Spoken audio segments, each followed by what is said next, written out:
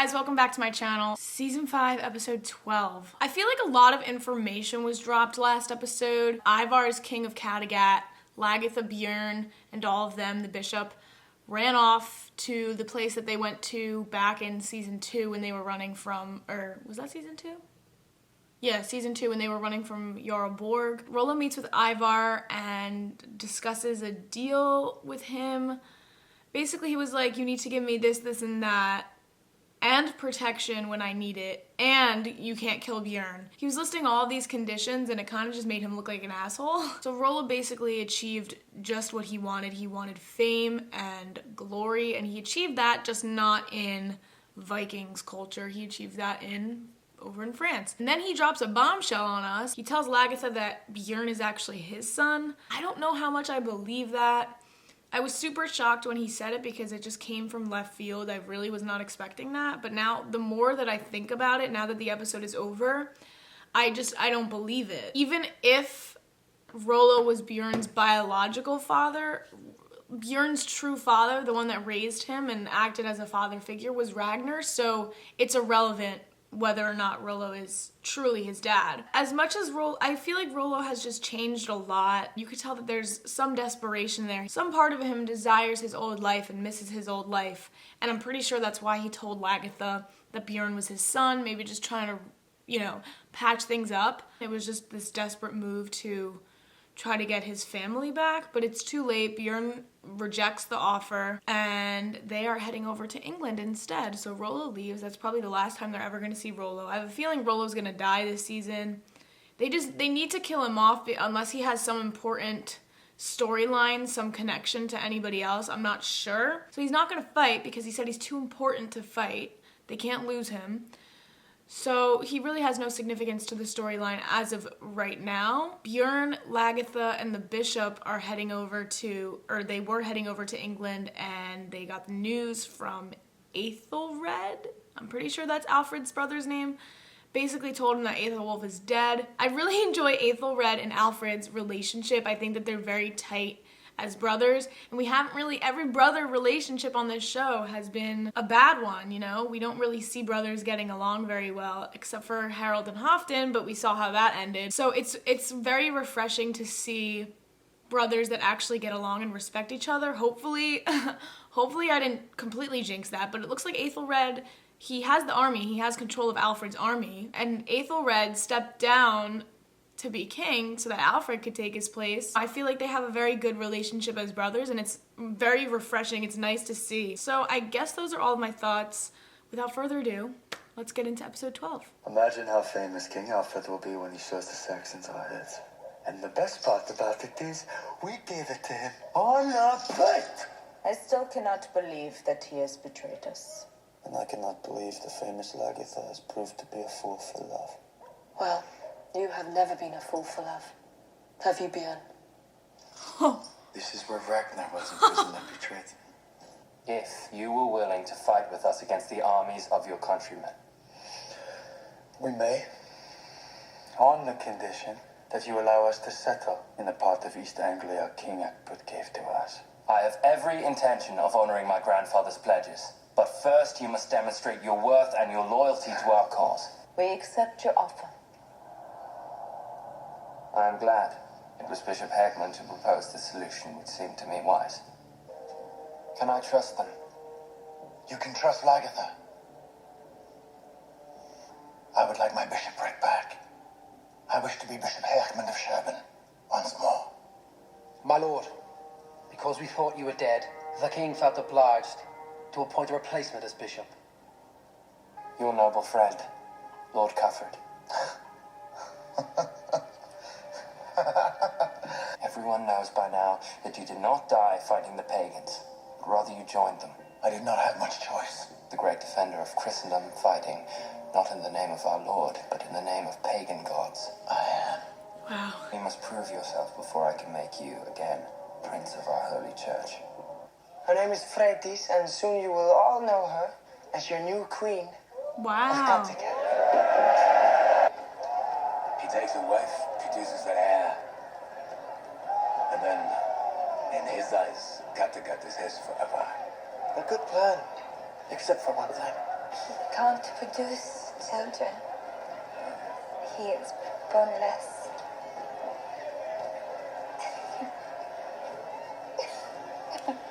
Shut up. Just shut up. I think it's your bedtime, Richard. You know what? You insult the gods. What? The gods love me. You know that?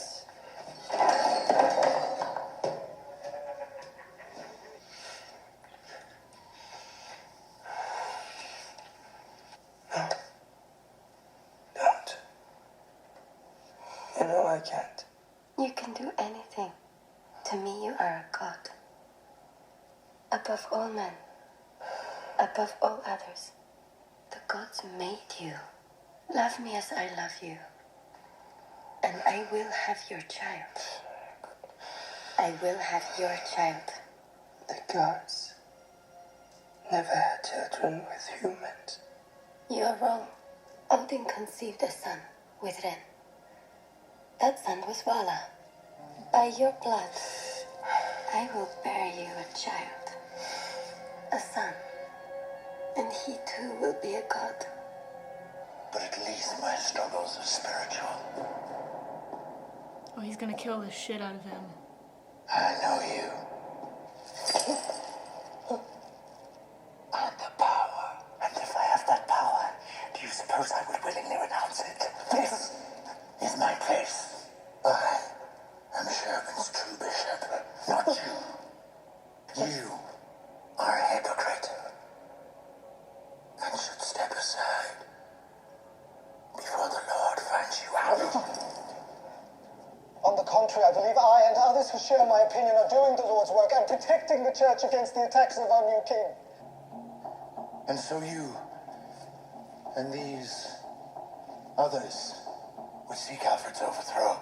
Heahmund, I did not say so. You did not have to. Don't think that I was lying. That I was lying to entice you all to come here for my own selfish reasons. Perhaps they are right. What if I never saw the gods? What if it was all in my head? What if Uber was right? Perhaps I'm just a crazy old fool after all. The gods are not here. They're not here.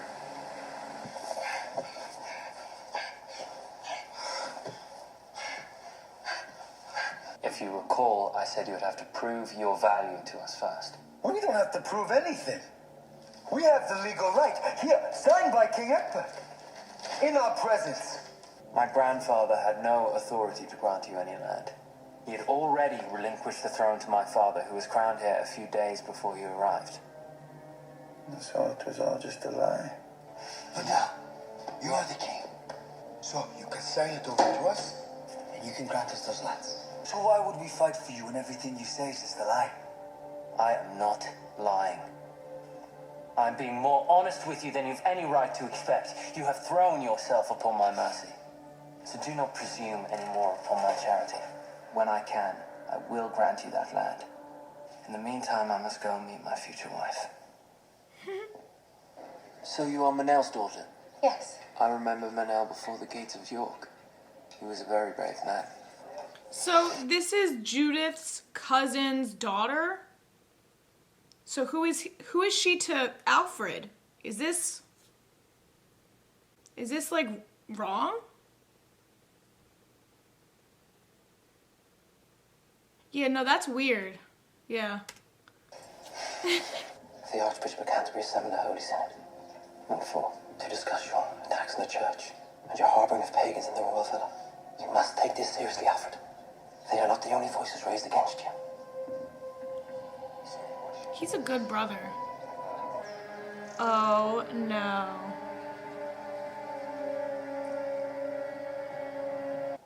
You asked to see me. Yes. Please, sit.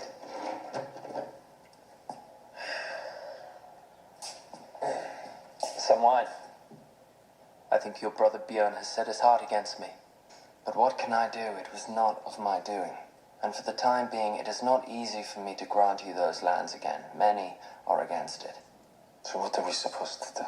A concilium.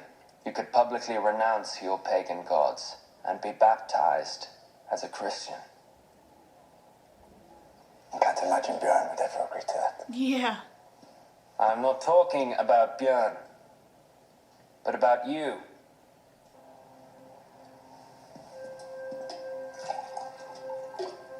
Ragnar talked to me when I was a boy, and he talked about your people, my people, sharing the land.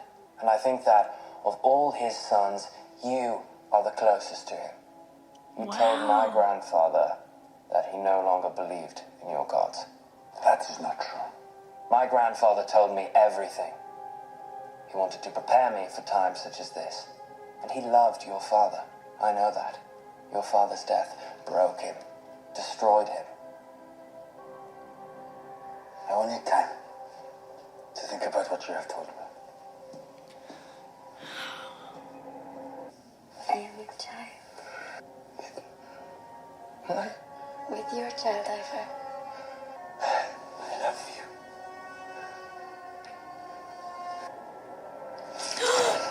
Whoa!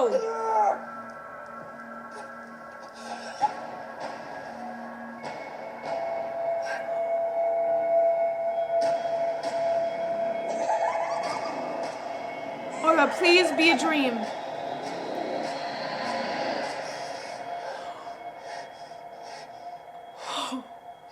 It is my fault that I've not found the time to talk to you. Get to know you better. We're supposed to be married.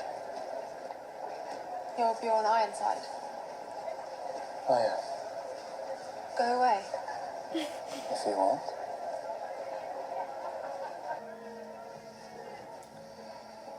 Oh no. Bjorn, man. He just goes from one woman to the next. I wanted to be queen, but Ube was a coward. I don't think so. I told him not to fight for Lagertha and Bjorn. He ignored me and betrayed me with that bitch Torvi. You are not a coward, are you? No. I thought not. So, if you kill Ivar, then I will be queen. Nah. And everything will be alright. Is it the princess? This is not good. God will punish me. My gods won't punish you. Who are you? Why don't you go away?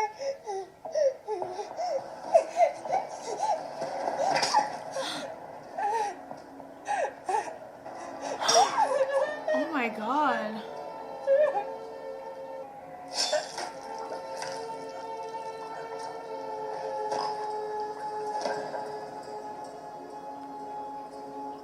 Draw back. Do not commit a crime in the eyes of the Lord. Do not damn yourself. You are a most troublesome priest. This is how the world will end. No, just your world. Ah!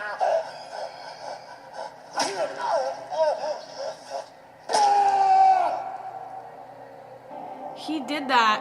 He really did that. Damn. I will say this about Bishop Heahmund. I really enjoy him and I like him. He's a little overdramatic with the way that he speaks, but I thought that he was playing Lagertha this entire time with his like love for her, but apparently it's real. Apparently they actually like each other. I don't know, it's just a little weird for me. I don't believe that. I thought that he was truly, when he was introduced as this very like anti-pagan lover of Christ. I guess I just don't understand why he is in love with Lagertha out of all people. He just looks across the battlefield, sees her, and is like, I'm in love. It just seemed very rushed and it came out of nowhere, and I would have preferred if he was playing Lagertha and put on a front that he was actually in love with her, but I guess the plot twist is he actually is in love with her. That whole dream sequence where Ivar thought that Margrethe killed him, but it was really it was a dream, but I don't think it's a coincidence that when Ivar had that dream, he thought that he was seeing Freydis, and then it was really Margrethe. There's some fishy stuff happening with Freydis and Ivar. It's very uncharacteristic of Ivar to be nice to people, so I don't know if he's genuinely in love with this girl or if he's just under her spell if she does end up being a god. As for predictions for the next episode, the princess that Alfred was supposed to marry, oh man, that would be so fucked up if this happens. So she's sleeping with Bjorn because Alfred is very distracted by ruling, power related stuff.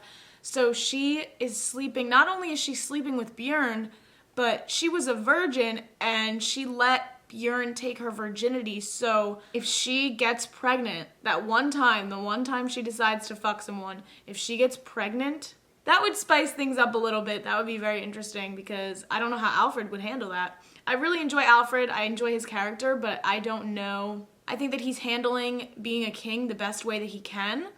And this episode specifically, I really enjoyed his conversation with Ube. Both of them are just very mature, very level-headed characters, and them having a conversation about what to do and the pros and cons of what their actions could mean. That was just really cool. I really enjoyed that conversation, but I do not know how Alfred is going to react if he finds out that the princess that he's supposed to be marrying is sleeping with Bjorn. Not only that, but if she does end up becoming pregnant, that's gonna be a fucking problem. So yeah, I guess those are all of my thoughts. I can't wait to watch the next episode. I'm gonna do that right now. As always, thank you guys for watching. Check out my other Vikings reactions if you have not already, and stay tuned for episode 13. All right, bye guys.